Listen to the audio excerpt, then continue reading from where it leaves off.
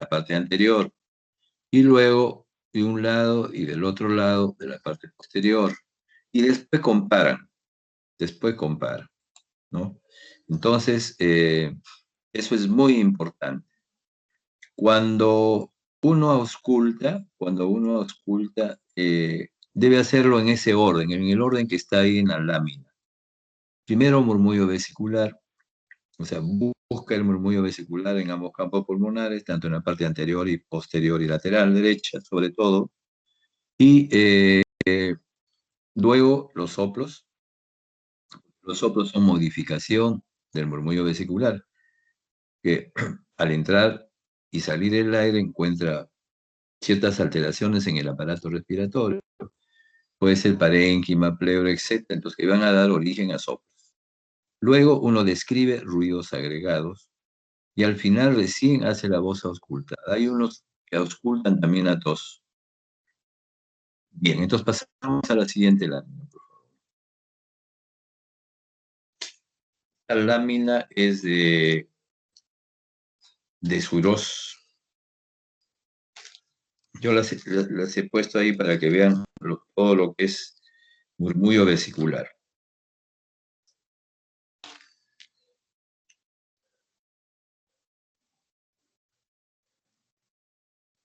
Bien, entonces ahí dice, ¿qué es el murmullo vesicular? No viene a ser sino la traducción de la entrada y salida. No, la anterior, por favor. Ya. El murmullo vesicular es la entrada y salida del aire a través de todas las vías aéreas. Se va modificando vías aéreas hasta llegar al alveolo. Hasta, hasta el alveolo se va a formar el murmullo vesicular. Y de ahí se va a transmitir hasta el estetoscopio. Hasta el estetoscopio. Entonces, el murmullo vesicular se va a formar en el alveolo. Y como podrán ver en la lámina, dice timbre dulce y se encuentra el murmullo vesicular. Toda la inspiración es audible, pero la expiración es audible. En el último tercio no es audible. Eso es normal. Cuando ese último tercio se ausculta es porque hay algo patológico. Puede ser en la vía aérea o puede ser en el pulmón. Entonces, ¿con qué vamos a escuchar nosotros? ¿Con qué vamos a auscultar al paciente? Vamos a ocultar con el estetoscopio. Y el estetoscopio tiene dos partes. Tiene una parte que es la campana y la otra parte que es el diafragma. En la campana no la usamos nosotros acá casi en el aparato respiratorio, pero sí el diafragma. La campana lo van a usar ustedes cuando hagan cardiovascular, sobre todo para escuchar la base del corazón o también ruido de tono bajo, tercer o cuarto ruido, etc., ¿no? En cambio, nosotros acá en el aparato respiratorio usamos el diafragma. ¿Cuándo se usa bien? Se usa bien cuando ustedes colocan el estetoscopio, presionan y deja una pequeña muesca, ¿no?, en la piel. O sea, no sirve presionar mucho y no sirve dejarlo tampoco muy superficial, porque eso puede dar origen a sonidos, ¿no?, que no existen. Son sonidos que no existen en el pulmón, en el aparato respiratorio.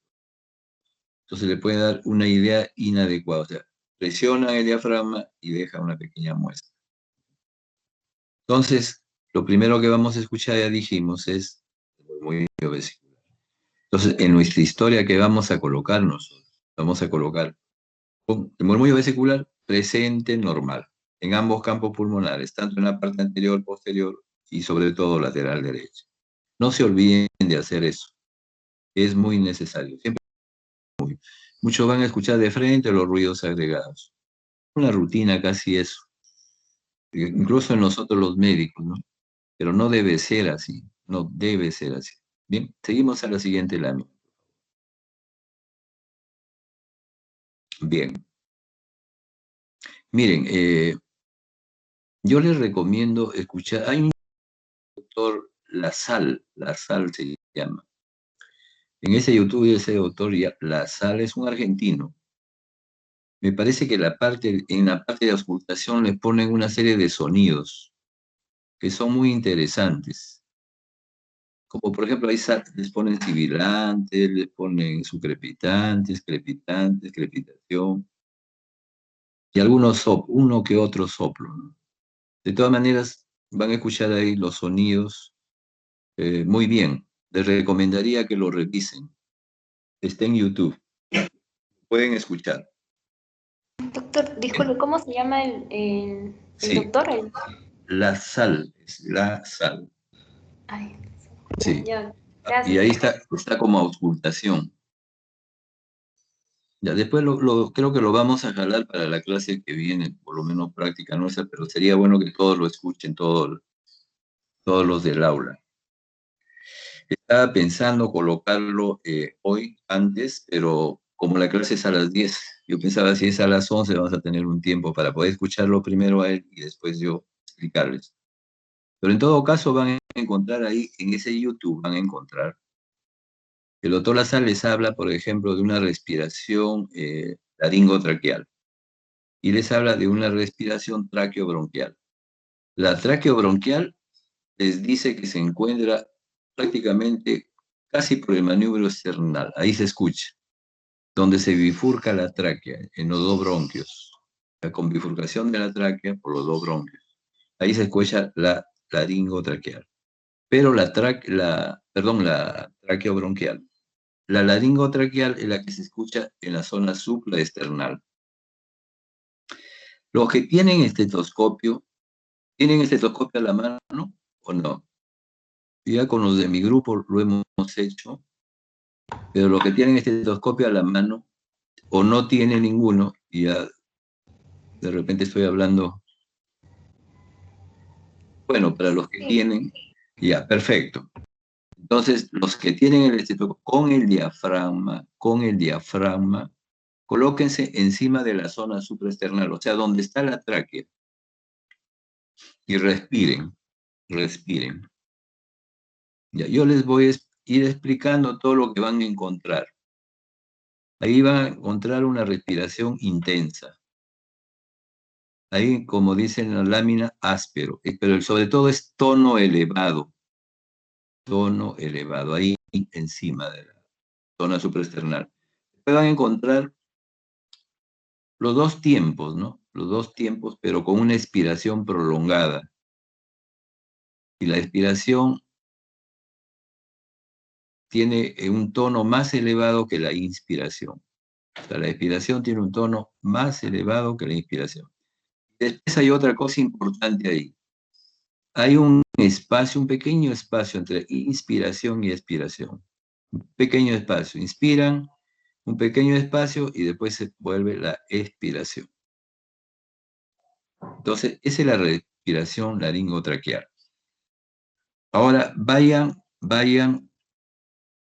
a su tórax lado derecho, la parte alta, lado derecho, por encima del hígado, en el lado derecho. Coloquen su estetoscopio y respiren, por favor. Respiren. Entonces ahí ven todas las características de la respiración, de la inspiración. Ese es el murmullo vesicular. Eso es lo que dicen dulce, de tono bajo. Y ahí en el murmullo vesicular, reparen dos cosas que son importantes. Dos cosas. Una, escuchan la inspiración en toda su amplitud. La inspiración en toda su amplitud. En cambio, van a encontrar la expiración. El último tercio no se escucha. Y eso es normal. Ahora, entre inspiración y expiración no hay espacio, o sea, todo es seguido. Inspiración, expiración, todo es seguido. En cambio, esta respiración laringotraqueal está separada, ¿no? La inspiración.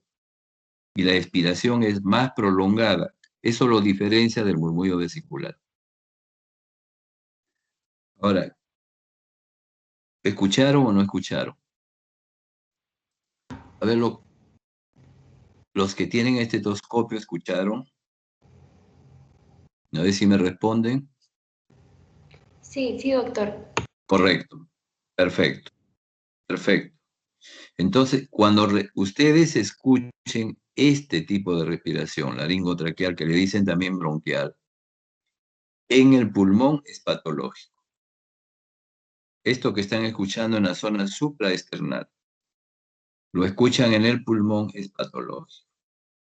O sea, significa que ahí en el pulmón tal vez haya un cierto grado de lesión en el pulmón, de condensación, que da origen a esta respiración laringotraqueal, que algunos le dicen respiración soplante, etc.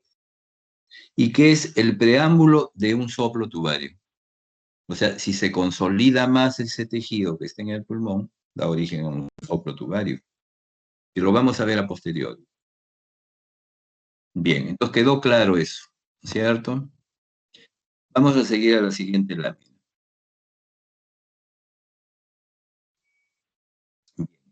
Entonces, ya les dije, lo primero que van a escuchar ustedes en ambos pulmones, anterior, posterior y lateral, sobre todo derecho, es el murmullo. Entonces, en su historia, por ejemplo, si el murmullo todo es normal, pone murmullo vesicular, pasa bien normal en ambos campos pulmonares, en la parte anterior, posterior y lateral, sobre todo derecha. Así van a colocar en su historia. Porque muchos ponen ahí, van a ver en las historias, cuando hagan presenciales, pasa bien, pero ¿pasa bien qué? ¿Aumentado, disminuido? No, no se sabe lo que quiere decir el doctor que pone. Entonces ustedes van a poner como yo les digo. Pero pueden haber ciertas variaciones del murmullo vesicular. Por ejemplo, puede estar aumentada de intensidad, que es en el niño. Ahí no es patológico, ¿no? Es el aumento de la intensidad. Le llaman también respiración pueril. O puede ocurrir, por ejemplo, yo tengo una lesión en todo el emitora derecho. Lesión en todo el emitora derecho. Y el lado izquierdo suple la función de ese pulmón enfermo. Eso se llama respiración suplementaria o supletoria. Entonces, en ese lado pueden encontrar el murmullo vesicular ligeramente aumentado en intensidad. ¿En qué circunstancias el murmullo vesicular está disminuido o abolido? Les dije que el murmullo vesicular se forma o se produce, mejor dicho, cuando la respiración penetra laringe, vías aéreas hasta el alveolo. Hasta ahí se produce el murmullo vesicular. Y después, a partir del alveolo hasta el estetoscopio, se transmite. O sea, se va a transmitir a través de la pleura y a través de la caja torácica. Lógicamente, en la caja torácica están los músculos, celular subcutáneo, etcétera, hasta llegar al estetoscopio. ¿Cierto? Entonces, el murmullo vesicular puede alterarse cuando hay alguna alteración, alguna patología en la producción o en la transmisión. Por ejemplo, puede haber alteraciones de producción del murmullo vesicular cuando hay alguna alteración o cuando una patología del parénquima pulmonar. Por ejemplo, en el parénquima pulmonar hay una cavidad por tuberculosis, por ejemplo, pero esa cavidad tiene alrededor de ella una condensación. Entonces, esa condensación no deja pasar el murmullo, entonces disminuye o está abolido, depende de la condensación que haya ahí. Otra de las formas también en que no se produce murmullo vesicular es cuando la vía aérea está obstruida, obstruye, sobre todo en las atelectasias que son moderadas o masivas. Entonces, hay obstrucción ahí, no pasa, lógico. El aire que debe penetrar hasta el alveolo, no pasa. Eso es en el caso de la atelectasia. Y puede ocurrir también ya en disminuciones del movimiento respiratorio. Esto tiene más que ver con la transmisión ya. Por ejemplo, en el enfisema, pero avanzado, ¿no? Hay destrucción del parénquima pulmonar. O sea, no pasa bien. En el paciente con asma por obstrucción bronquial, ¿ya? Obstrucción bronquial. La obstrucción bronquial en el asma tendría más que ver con la producción, por si acaso, más que ver con la producción. En el paciente asmático pues, hay una reacción antígeno-anticuerpo en la mucosa bronquial que trae como consecuencia inflamación de la mucosa. Ya les había comentado, creo, y en esos pacientes pues se produce espasmo, edema y gran producción de moco filante, que obstruye. Se nota más en los pacientes que tienen estado asmático, en el estatus asmático que le dicen. Entonces ahí no pasa, lógico, entonces el murmullo puede pasar disminuido o abolido. Incluso en el estado asmático, cuando es muy acentuado, eh, casi no pasa porque casi todos los bronquios están obstruidos. Y cuando ustedes ponen el estetoscopio, se llama, no escuchan nada, y eso le llaman pulmón silente. El pulmón silente en un paciente con asma es un mal signo de gran obstrucción, distribución difusa, porque no pasa la respiración, ¿no es cierto? Después, en la transmisión sería el aire en la pleura, ¿no? O sea, en el neumotórax, cuando penetra el aire en la pleura, bajo cualquier forma, ¿no? De juego libre o en el caso de el neumotórax a tensión. O también en pacientes que tienen derrame pleural, o sea, el líquido en la pleura no deja que se transmita. Y luego también cuando hay alteraciones en la pared torácica, ¿no? Como por ejemplo, en el caso del edema, por ejemplo, de la nasarca que les comentaba, o en el caso de la obesidad, sobre todo obesidad mórbida, ¿no? Bien, podemos seguir. Bien, ese es un cuadro de todo lo que se ha dicho. O sea, cuando no hay producción, alteración de parénquima pulmonar, ¿no? No se produce porque es hasta el alveolo. En el caso de la condensación, el murmullo vesicular está disminuido. El ejemplo clásico es la neumonía, en el enfisema, en las cavidades. Cuando hay obstrucción de vías respiratorias, obviamente no penetra el aire. Por ejemplo, un edema angioneurótico en la laringe, ¿no? Una obstrucción de la tráquea, obstrucción de los bronquios, como dijimos, asma bronquial. Luego, por presencia de líquido en derrame pleural, eso es por alteraciones de la transmisión, ¿no? Entonces, cuando haya transmisión, alteraciones de la transmisión, eh, entonces no pasa, pues, no pasa el murmullo vesicular. Ejemplo, ya dijimos, una obesidad. Ejemplo, en el derrame pleural. Ejemplo, en el hemotoras. También podríamos poner como ejemplo la taquipleuritis, o sea, cuando ponen las dos pleuras como secuela ya de un derrame pleural, también no pasa, ¿no? El murmullo vesicular. Problemas de transmisión. Seguimos. No sé qué pasa con eso. En la siguiente, por favor, Dami. Sí, doctor, está en variaciones patológicas del murmullo vesicular. Paso a la siguiente. Y pasa a la siguiente, por favor. Ay, Seguimos también esa, ¿ya? A la siguiente, a los soplos, vamos. Ya, eso. Muy bien. Hay me sale toda la pantalla abajo, que no se mueve en las láminas, no me deja ver la parte inferior. Pero yo le voy a decir que lo suba en algún momento, ¿ya? Entonces vamos a los soplos. Le dije entonces, primero, ponemos el estetoscopio, escuchamos el murmullo vesicular, oye, sus doctor, características. sí, Sí, disculpe, dígame. yo sí veo la diapositiva completa.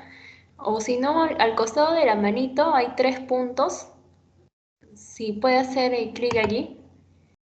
Respondo. Y hay una opción que dice pantalla completa. A ver, vamos a ver.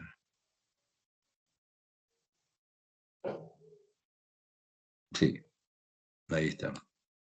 Sí, Correcto. sí, Y ahora sí sale te... más grande, no, sale más grande porque se interpone, ¿no? A veces uno hace clic al costado y desaparece eso, pero en este caso no desaparece. No importa, no importa, no hay ningún problema. Pero claro, con la pantalla completa me permite ver un poco mejor. Veo bien, no se preocupe. Entonces, dijimos, ponemos el estetoscopio, decimos si está presente murmullo o no, si está normal, normal. Y si está normal, ponemos los cambios en el murmullo vesicular, que puede ser los cambios en su tono, los cambios en su intensidad, o de repente la presencia del último tercio de la expiración, ¿no?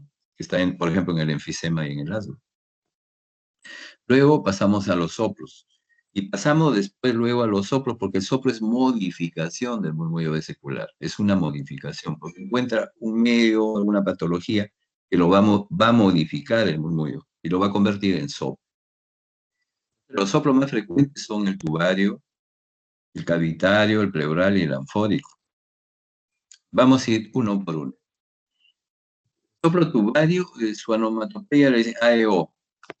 Está en los dos tiempos, es resonante. El tono es un poco elevado, es como en esa forma. En esa forma se escucha el soplo tubario.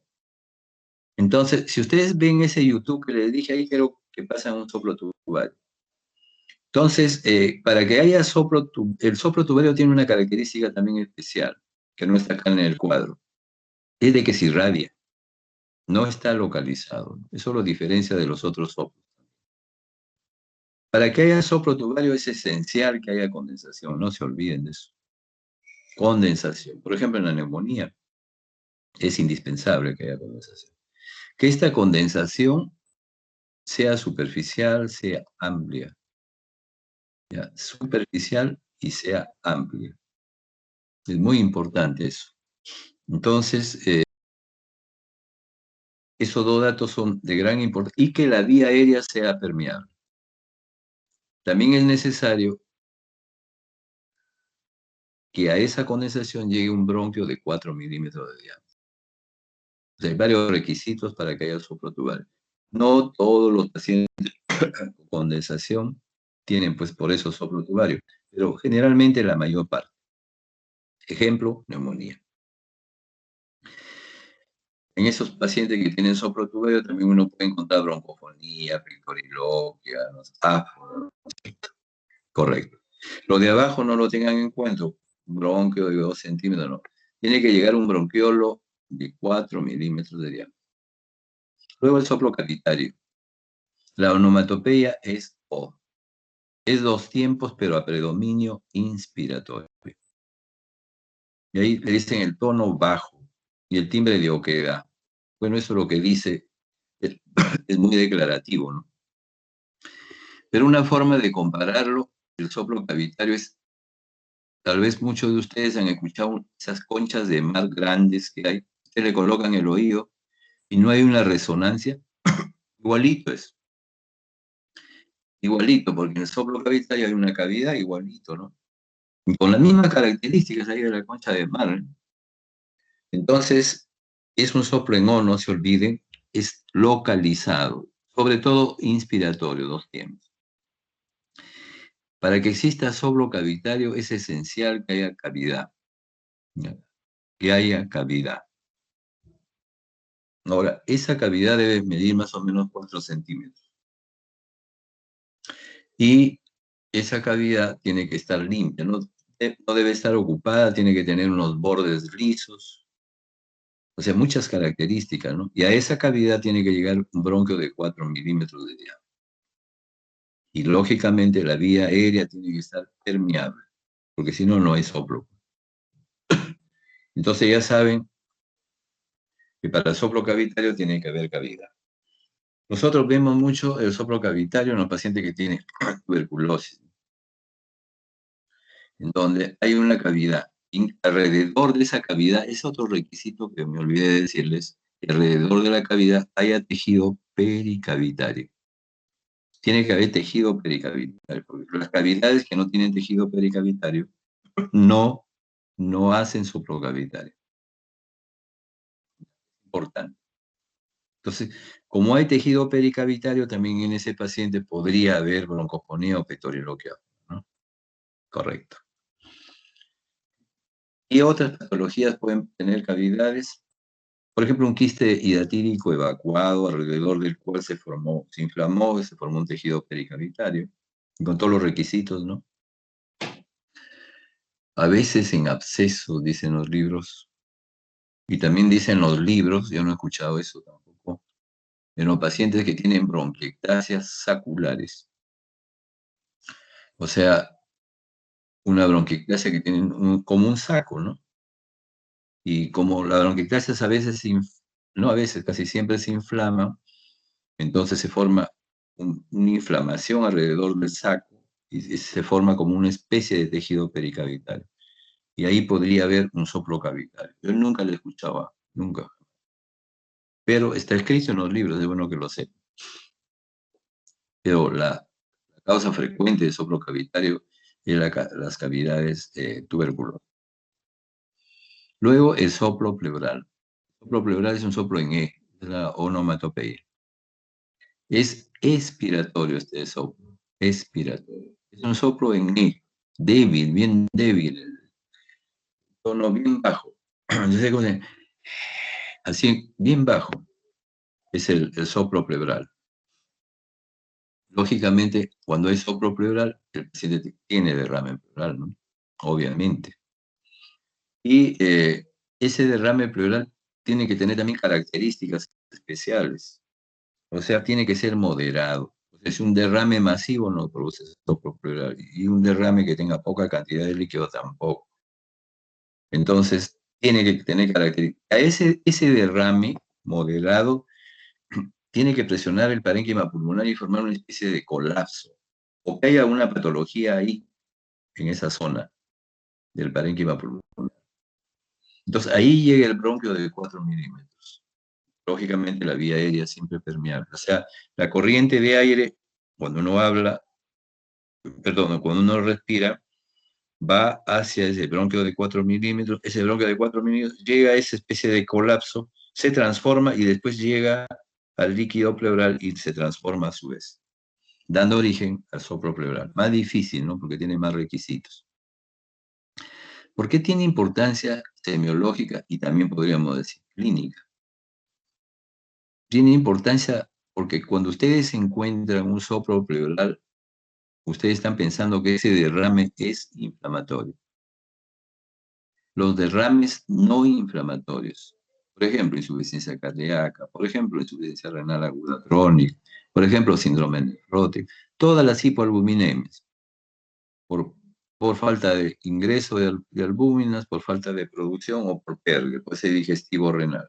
Todas las albuminemias pueden producir derrames, pero no producen soplo, ¿no? El soplo necesita requisitos y el soplo solamente los requisitos son de un derrame inflamatorio. Entonces ustedes están, pongamos en Chumbivilcas, haciendo su serum, y tienen dudas si es derrame o neumonía lo que tiene el paciente, y encuentran un soplo pleural, dice, ah, no, este tiene un derrame, posible, y posiblemente sea también inflamatorio. Entonces, le reduce la patología a 4 o 5. Los derrames inflamatorios pueden ser o por TB, puede ser o virales, o por neoplasias, o inmunológicas como en el lupus, por ejemplo, y puntuales o paranemónicas, ¿no? Los circunscribe a eso prácticamente. Por eso tiene importancia semiológica y tiene mucha aplicación clínica, ¿no? Desahorra casi el test de Lai, desahorra. Lógicamente uno complementa cuando puede hacerlo con el test de Lai, desahorra esa opción. Por eso tiene importancia. Bien, entonces, en estos pacientes con derrame pleural, en el borde superior pueden encontrar lo que dice ahí, egofonía, que después lo vamos a ver, o pecoriloquia áfona también. Luego el soplo anfórico. El soplo anfórico es un soplo en A. Es 2 tiempos, ahí dice intenso y resonante y grave. Pero acá lo básico es que es metálico. Creo que es la clave, metálico. ¿Cómo lo puedo comparar? Porque ahí, claro, ustedes leen, es muy declarativo. Entonces, ¿pero cómo? ¿Cómo lo pueden hacer? ¿Cómo pueden comparar? Ustedes van a una botella vacía grande y soplan el, el ingreso de la botella, ¿no? Y entonces ahí al soplar producen un sonido. Y ese sonido es metálico. Así es el soplo anfórico. Es igualito casi el soplo anfórico, ¿ya? Entonces, si quieren aprovechar esa oportunidad, pueden hacerlo. El soplo anfórico se puede encontrar en cavidades. Y en cavidades que reúnan todos los requisitos del soplo cavitario. Pero hay una diferencia, que son cavidades mayor, como de 8 centímetros más o menos de diámetro. O sea, son grandes, pero que tienen tejido pericavitario, que están desocupadas, que tienen la superficie lisa, están en comunicación con un bronquio de 4 milímetros y con vía aérea. Entonces, el soplo anfórico. También dicen los libros que podría presentarse este soplo anfórico en bronquiectasias saculares, igual que para el cavitario, pero lógicamente ese saco es más grande. Dicen eso y lo pueden encontrar, no sé si en seguros. Entonces, yo sí he encontrado una sola vez, es raro, pues, una sola vez con un grupo de sus compañeros, hace unos 2 años, encontré un soplo anfórico en una bronquiectasia. Una sola vez. Lo común es, pues, encontrarlo en cavidades grandes. Y también se puede encontrar el soplo anfórico en neumotoras, ¿ya? En el neumotoras, sobre todo, atención. En esas circunstancias también se puede encontrar un soplo anfórico. Entonces, esos son los soplos que ustedes pueden encontrar y que lógicamente ustedes lo van a mencionar en segundo lugar, o sea, después del murmullo, soplos. Puede ser tubario, cavitario, pleural o anfórico. Ya saben cómo diferenciar. Seguimos a lo siguiente, por favor, señorita Guamán. Ese de Suros para, para poder, para que ustedes entiendan lo que acabo de decirles, pero está escrito en Suros. Seguimos.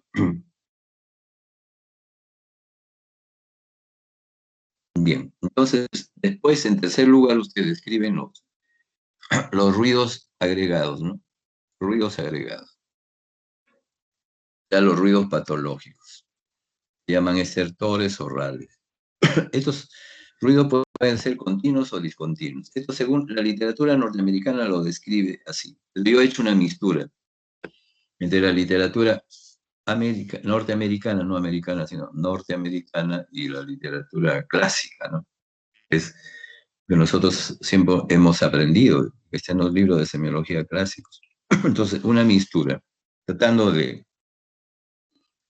complementarlos y también tratando de ser lo más concreto posible, lo más aplicativo.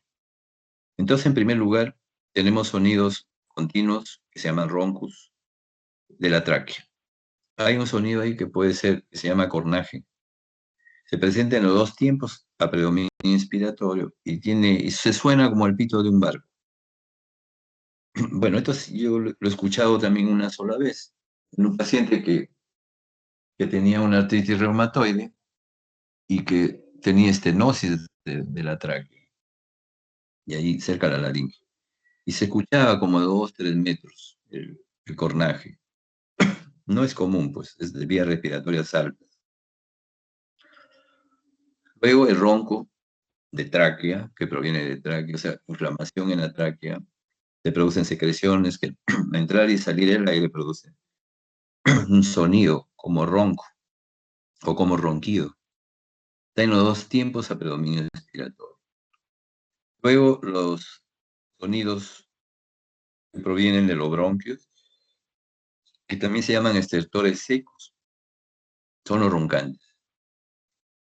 Estos roncantes están en las dos fases, sobre todo expiratorio. Como un ronquido igual, pero de menor tonalidad que la tráquea.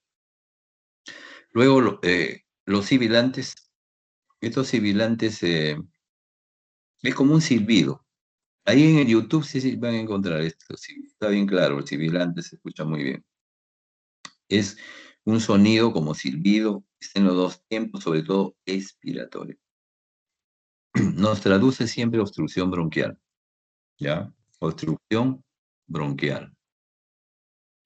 ¿Por qué? Porque hay espasmo, etcétera, hay obstrucción bronquial ahí. Y se puede modificar con la tos. O sea, desaparece, vuelve a reaparecer. Es la característica. Pero sobre todo son expiratorios, no se olvide. Como son expiratorios, traducen obstrucción bronquial, no se olvide. Ejemplo, cuando hay asma bronquial en el acceso, en los hiperreactivos.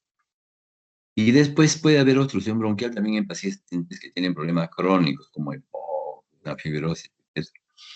Entonces este sibilante ya suena como el piar de un pajarito. Es un sibilante, pero es como el piar de un pajarito,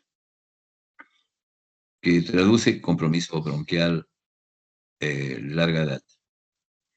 Los sibilantes sí se modifican con la tos. Tose el paciente, aparece, desaparece.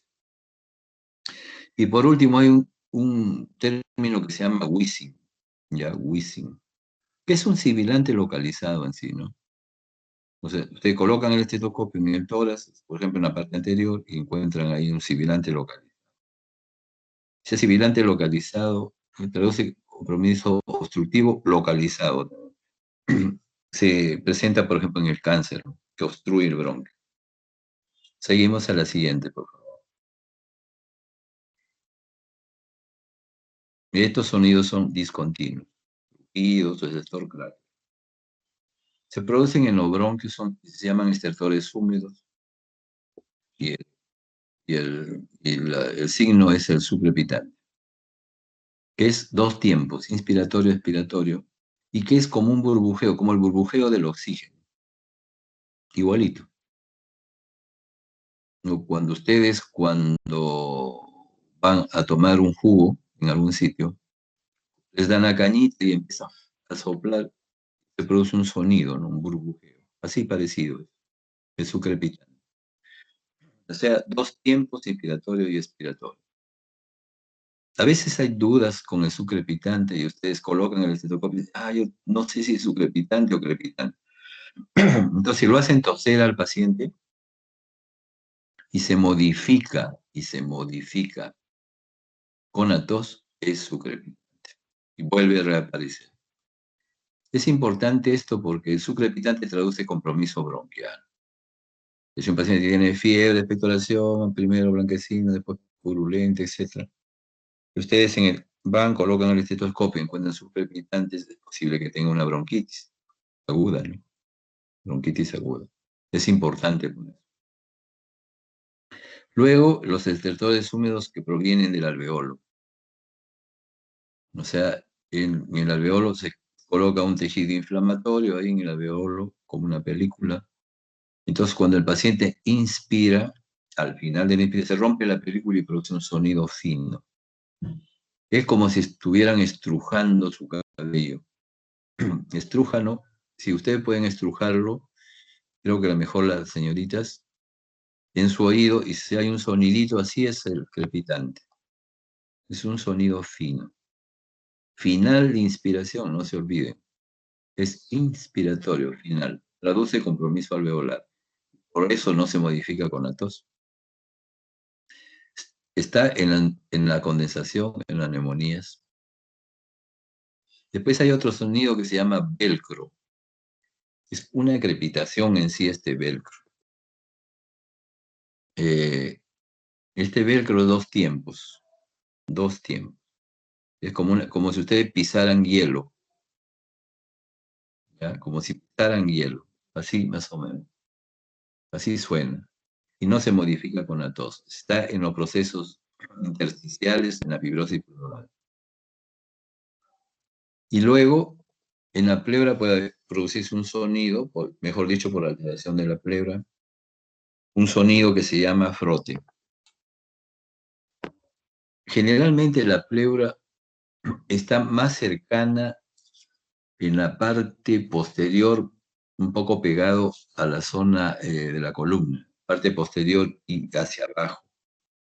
Ahí se acercan las dos hojas pleurales.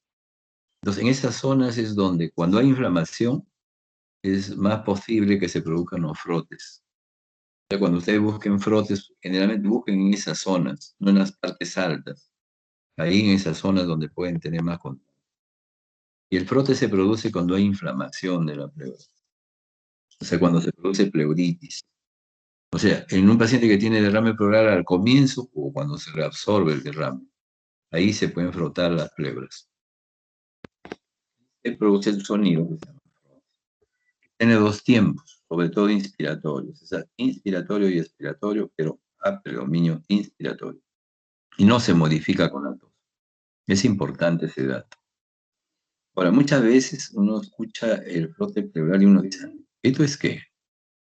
¿Es un sucrepitante o un crepitante? ¿Cómo diferencia? Si se modifica con la tos, sucrepitante. Si no se modifica con la tos, tengo que diferenciar con el crepitante.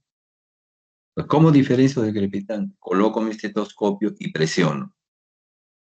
Si se siente más, es un frote, ¿no? Si se siente más, es un frote. Es una maniobra, ¿no?, que se puede utilizar para poder diferenciar.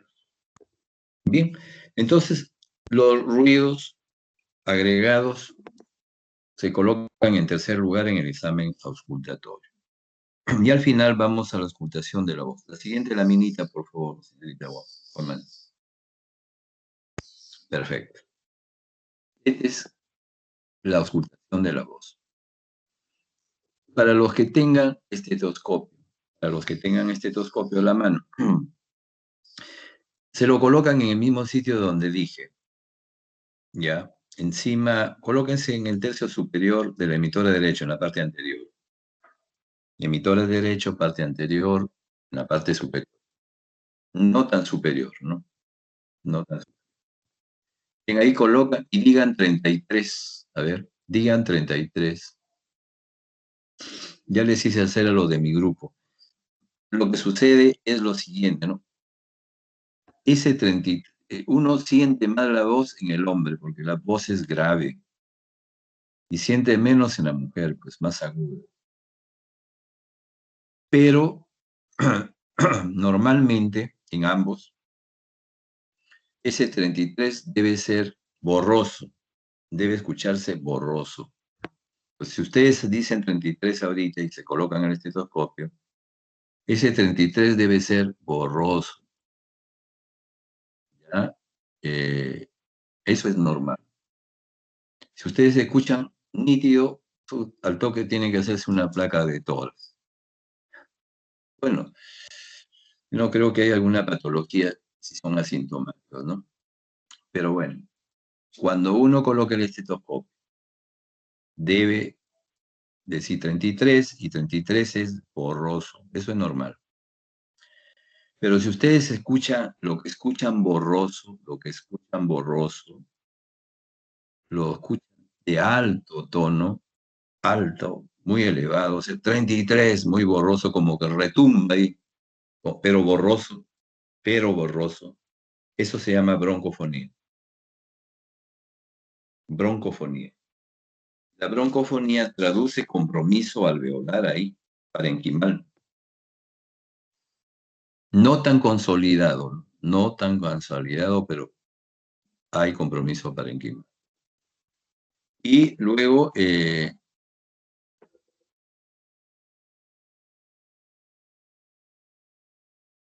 un ratito, bueno, y si hay consolidación,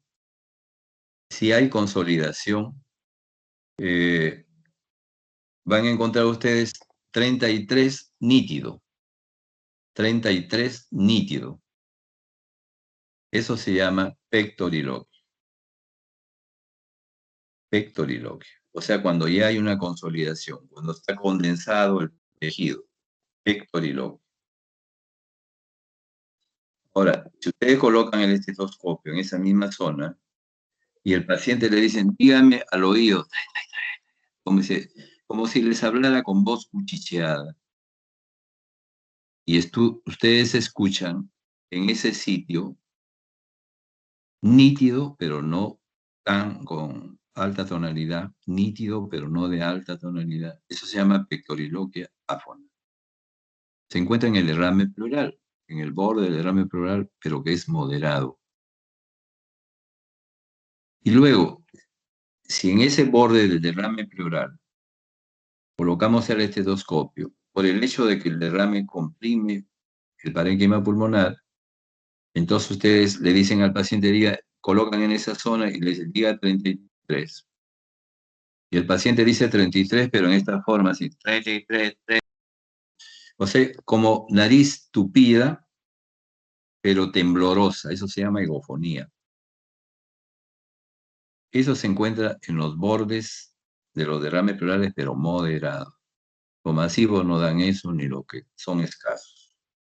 Entonces, estos son todos los cambios que se pueden producir en la transmisión de la voz. O sea, recopilando, en la ocultación anterior, posterior, lateral derecha sobre todo, unilateral, anterior, posterior y lateral derecha sobre todo, y después se compara. ¿Qué van a escuchar primero? Murmullo vesicular. ¿Está presente o no? ¿Aumentado? Disminuido. ¿Hay alguna variación en el tiempo inspiratorio-expiratorio o no? Luego pasan a ¿qué soplo hay? Si es que lo hay. Si es que no hay soplo, no colocan. Luego, ruidos agregados, los que ya hemos comentado. Al final, auscultan la voz. Entonces, ahí acaban con todo lo que es auscultación del aparato respiratorio. Bien, ¿alguna pregunta habrá?